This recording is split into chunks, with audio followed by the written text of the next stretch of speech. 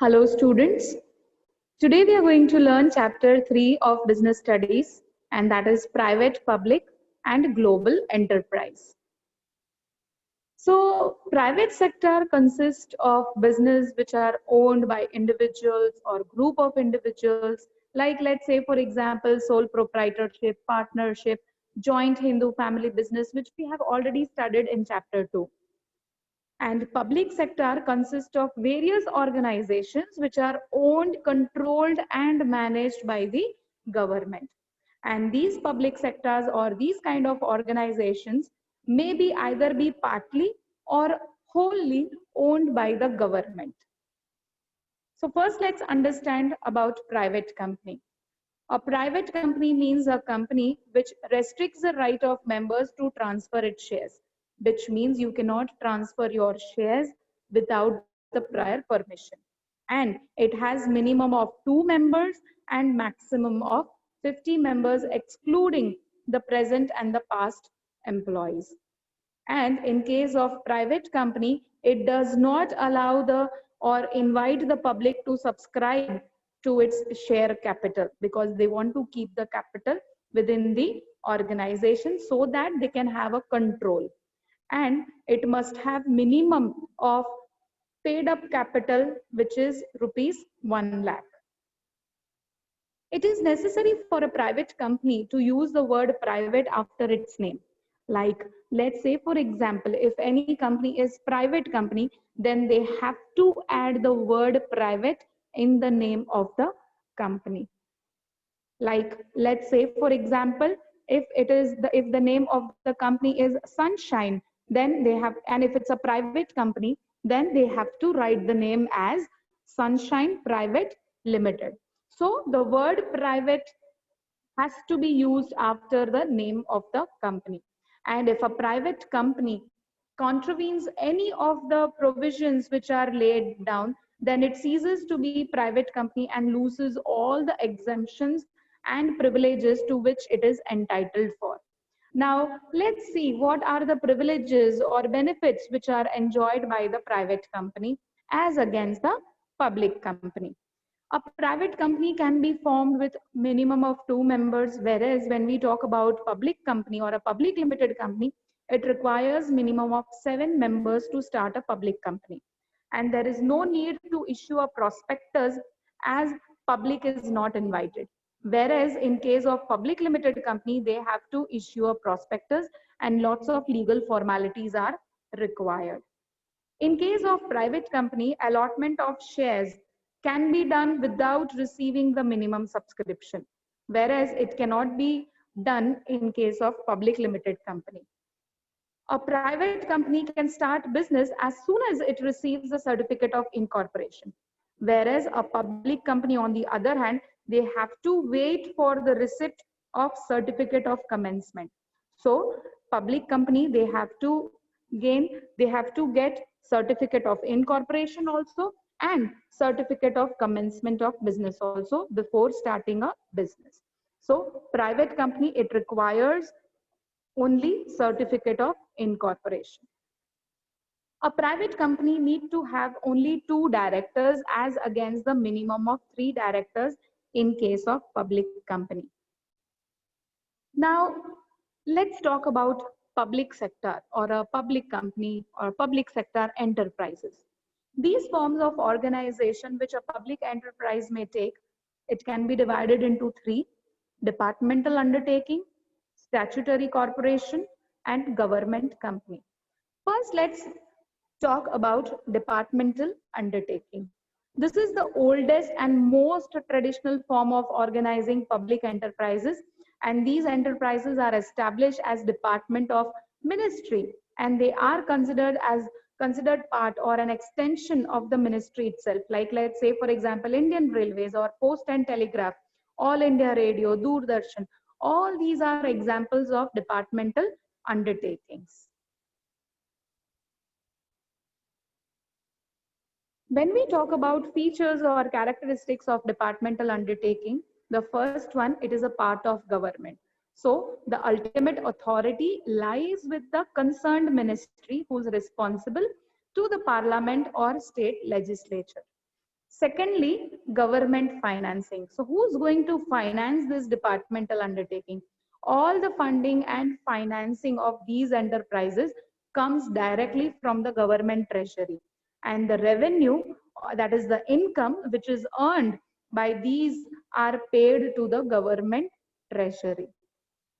The third feature is accounting and audit. Because it's a part of public company and it is a departmental undertaking, it is subject to normal budgeting and accounting, which means that they have to prepare the budget, audit, and accounting in a systematic way as they are accountable to the public. And the next feature is civil service code, which means the enterprise is managed by civil servants whose method of recruitment and service conditions are the same as for the civil servants of the government.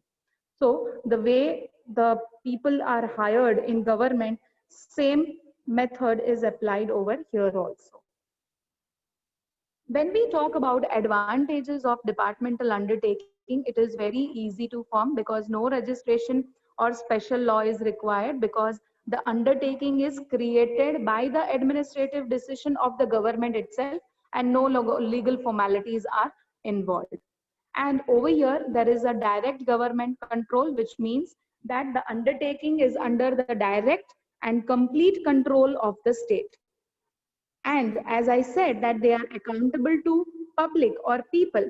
So there is maximum degree of parliamentary control on the undertaking, and such kind of control keeps the management alert because they are answerable or accountable to the public. The fourth feature is proper use of money. The risk of public money is minimized due to strict budget, accounting, and auditing control, which we have already seen that it is mandatory to keep budget, accounting, and audit control. So there is proper use of money and there is no wastage of resources. This kind of enterprise or undertaking, it's an aid to public revenue, which means departmental undertaking helps to increase government revenue because their earnings, which mean all the income which are earned by this departmental undertaking, are deposited into the government treasury. And the next feature is public interest. Departmental undertaking, which I already gave you an example like Indian Railways. So this kind of undertaking can better serve the public interest and they are very useful for public utility services. When we talk about limitations or disadvantage, there is a lack of flexibility, which means that the authority and control is in the hands of the government or the state government. So there cannot be any changes as per the official wants. So there is a formality, a long procedure if they want to bring about any changes. And there is lack of flexibility and lack of motivation among the people. There is also red tapeism, which means the corruption among the government officials or among the bureaucrats, which does not allow this kind of undertaking to function smoothly and effectively. And the management of this departmental undertaking at times are inefficient, which means many a times it so happens that the people who are working in this kind of departmental undertaking, they do not take the responsibility or accountability and there is wastage of resources. They are also insensitive to the need of the consumer, even though their motive is to do the welfare of the people. But as I said, that there is no responsibility among the officials to carry out the function of undertakings effectively. Now let's talk about statutory corporation. Statutory corporations are the public enterprises which are brought into existence by special act of parliament. And the act defines its powers and functions or rules and regulations governing its employees and its relationship with the government, which means that this kind of statutory corporations are started only by the special act of parliament. Examples are Airport Authority of India, National Highway, Central Warehouse, Central Warehousing Corporation, LIC of India, RBI. All these are examples of statutory corporation, which works according to the special act of Parliament. Now, talking about the features of statutory corporation, generally these are financed either by the state government or the central government. They can borrow the fund or money from the public and the government organization also. From public, they can borrow in the form of bonds or securities or shares, and they have separate legal entity. They have to frame their own policies, rules, regulations, procedures, but within the scope of state legislature. They also provide better services to public and they make adequate profit, and this profit goes to the treasury of the government. They can also hire, recruit, and appoint their employee with their service condition, since they are corporate body and they are separate legal entity. But there is less government interference as compared to departmental undertaking in the matter of corporation. When we talk about merits or advantages, autonomy of operation, which means that there is independence or freedom from external control, and there is absence of political interference unlike departmental undertaking. So here there is no political interference in day-to-day operations or business, and there is quick and prompt decision, and it is very easy to raise capital in case of statutory. When we talk about demerits or disadvantage, there is no flexibility in operation because it goes according to the special act of Parliament. So they have to follow the rules, procedures which are framed by the Parliament. And there are chances that many a times there is a misuse of power by the officials or bureaucrats, which can lead to red tapism. There is lack of efficiency due to irresponsible behavior of the officials, and political interference could be there after a certain extent. Now let's talk about the third one, that is government company.